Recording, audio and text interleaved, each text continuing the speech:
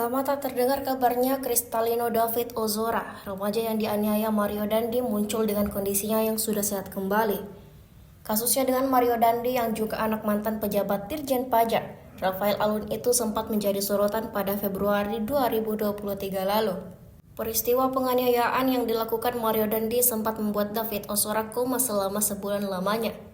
Kini sudah 2 tahun berlalu, kabar terbaru David Ozora tampak sudah kembali hidup normal. Bahkan mulai berani merosting pelaku penganiayaannya Mario Dandi. David baru-baru ini membuat konten yang menyinggung soal Mario. Dipantau dari akun TikToknya @davidozora, putra dari Jonathan Latumahina, itu merekam konten bersama temannya yang membahas nama pemain bola. David lalu meminta memberikan clue agar dia bisa menebaknya. Temannya kemudian memperagakan gaya andalan Cristiano Ronaldo sesaat mencetak gol. Tiba-tiba David langsung celutuk menyebut nama Mario Dandi. Di video lain, David juga menyinggung soal gaya manja anak dari Rafael Alun tersebut yang sempat viral. Seperti diketahui, video Mario Dandi bersikap manja saat ditanyai sang ibu soal makanan memang sempat viral 2 tahun lalu.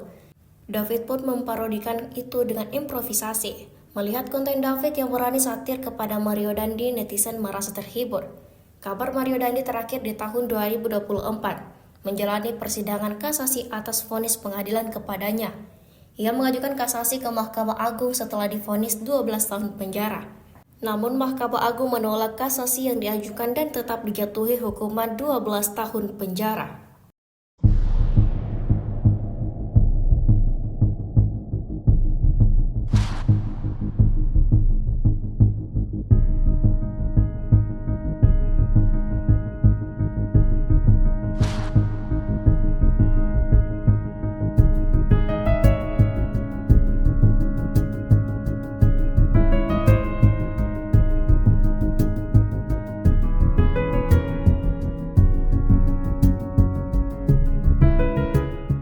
Enak Fit burgernya.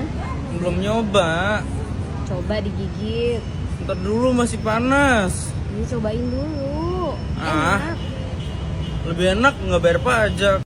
Halo bang, gue mau nanya pemain bola favorit lu, tapi sebelum itu gue minta 3 clue.